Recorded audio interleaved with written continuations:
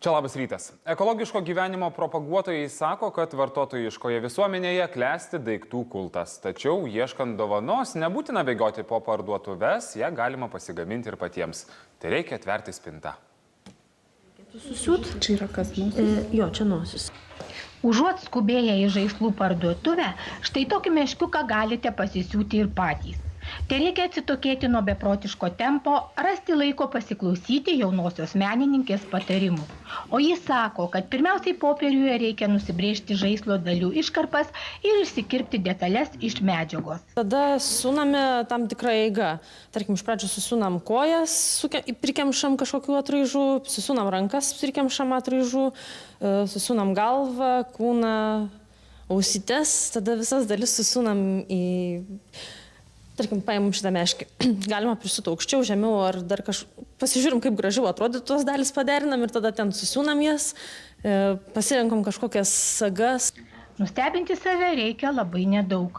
Kelių valandų darbo, medžiagos atraižų, senų sagų, kaspinėlių, siūlų.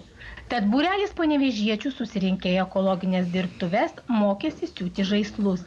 Man patinka pati idėja, mažiau vartojimo. Ir aš noriu, kad gyventų taip ir mano vaikas. Siūnu ir galvoju, jeigu čia šalia būtų manęs anūkas mano, arba anūkė, toks, kuris jau kažką tai supranta ir kai jisai matytų, kad iš kažkokios skiautės gimsta daiktas, kurį aš galiu jam, nežinau, duoti žaisti po to, tai manau, kad tas daiktas būtų jam ypatingas. Ekologinių dirbtuvių rengėjai sako stop vartojimui, nes jo pasekmės baugina. Auga kalnai šiukšlių, gaminant teršiamą aplinką, o tai įmanoma sustabdyti tik mums patiems pradėjus kitaip gyventi.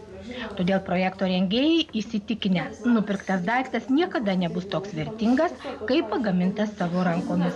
Mes sakom, kad nereikia vartoti. Nereikia nuolatos pirkti, ieškoti parduotuvėse naujų daiktų. Viską galima pasidaryti iš to, ką mes turime. Pasimti, seną sijoną, įsitraukti iš spintos. Paprastas pavyzdys, visą laiką moteris sako, aš neturiu ką apsivilkti, bet spinta visą laiką yra pilna. Tai tiesiog pagalvoti, ką galima panaudoti ir sukurti tokius daiktus, kurie, sakau, neš šilumą. Žinoma, per vieną dieną gyventi ekologiškai neišmokstama, tačiau to ir nesiekiama. Juk svarbiausia paskleisti idėją. Jei kažkas gaus dovanų gražų meškiuką, manoma neabejotinai paklaus, o kaip jį padaryti? O kur tu jį pasidėsi? Mokytojai gal padovanosiu.